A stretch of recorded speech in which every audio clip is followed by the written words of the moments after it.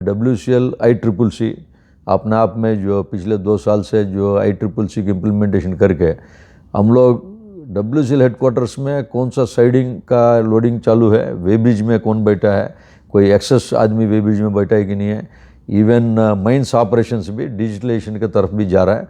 तो हर क्षेत्र में अभी हम लोग प्रगति का और हम लोग हर जगह पे वी आर प्रोग्रेसिंग। हम लोग FMC के बारे में बात करेंगे। बात करने पहले जैसे सावनेर पार्क, जैसे आप माइन टूरिज्म ने डेवलप किया, हाल ही में मैं भी गया था 4-5 महीना पहले, तो बहुत अच्छी प्रयास था। बट प्रयास में अपन को नहीं छोड़ना, हर साल 2 साल में उसको रिप्लिकेट दूसरी जगह करना है, और जो किया है उसमें भी फैसिलिटी बढ़ाना है।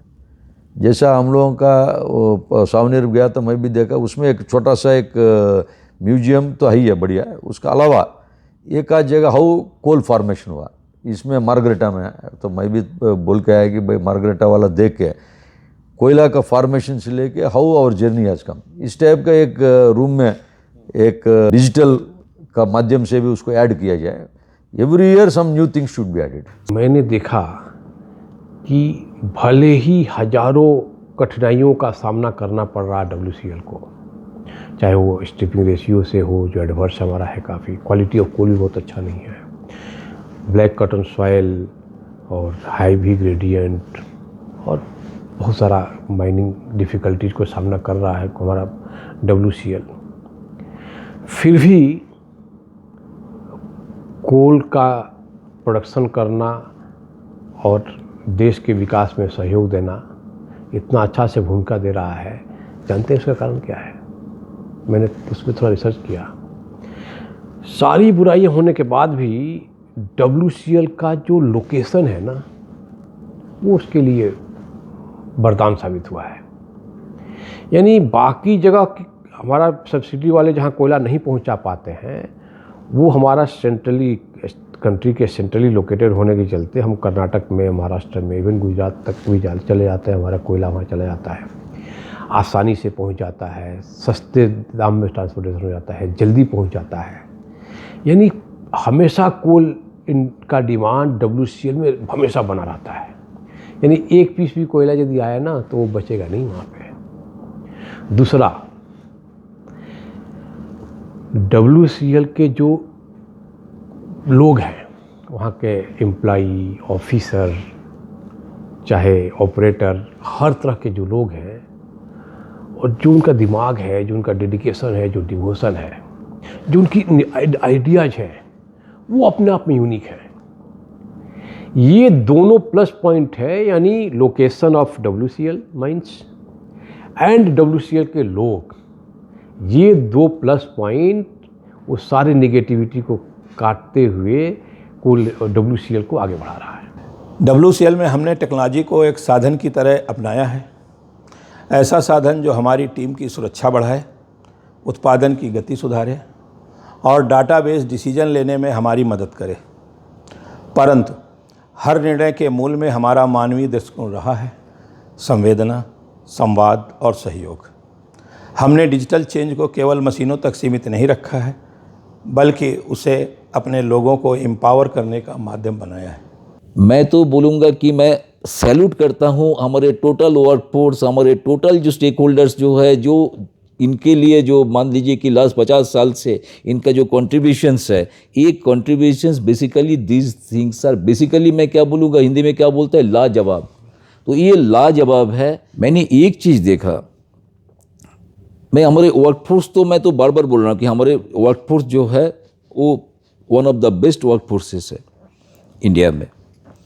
लेकिन साथ में जो हमारे जो यूनियंस जो है, हमारे जो स्टीयरिंग कमिटीज है, जो हमारे जो वेलफेयर कमिटी है, ये लोग भी एक्चुअली हमें बार बार सपोर्ट करते हैं। हमारे जो कठिन जो जगह जो है, जिस समय हमारे पास मान लीजिए कि कोई डिफ़िकल्ट सिचुएशन पैदा हुआ, इतनी छोटी टाइम में जो मैंने देखा कि सच में they are always open to cooperate you, they are always open to help you, they are always open to assist you, ताकि आपका ये बिजनेस में, आपका बिजनेस ऑपरेशंस में, आपका प्रोडक्शन ऑपरेशंस में कहीं एडवर्स इफेक्ट नहीं पड़े। और जहाँ तक WCL की मैं बात कर रहा हूँ, मैंने इतना तो मैं इंश्योर आपको मैं कर सकता हूँ, मैंने आवाज़ से मैं बोल सकता हूँ कि WCL will go another 50 years without any difficulty. WCL Bharat में कोयला सप्लाई डिमांड के बीच संतुलन बनाकर पूर्वी क्षेत्र में जो कोलफील्ड है उन पर निर्भरता को कम करता है। इससे ट्रांसपोर्टेशन कॉस्ट में भी कमी आती है। उत्पादन की बात करें तो पिछले 4-5 वर्षों में WCL ने कोल प्रोडक्शन में लगातार वृद्धि दर्ज की है। यह वृद्धि कोई संयोग नहीं है, बल्कि यह हमारी प्लान स्ट्रेटेजी का एक परिणाम है। महाराष्ट्र तथा आसपास के राज्यों में बढ़ती हुई ऊर्जा की ज़रूरतों को देखते हुए WCL को यह दायित्व सौंपा गया कि वह न केवल उत्पादन क्षमता बनाए रखे, बल्कि उसे और आगे भी बढ़ाए। हमारी नई परियोजना और मौजूदा खदानों का विस्तार इसी दिशा में एक ठोस कदम है। डिजिटल ट्रांसफॉर्मेशन के क्षेत्र में भी WCL लीड कर रहा है। हमने टेक्नोलॉजी को केवल अपनाया ही नहीं, उसे अपने सिस्टम में पूरी तरह इम्प्लीमेंट किया है।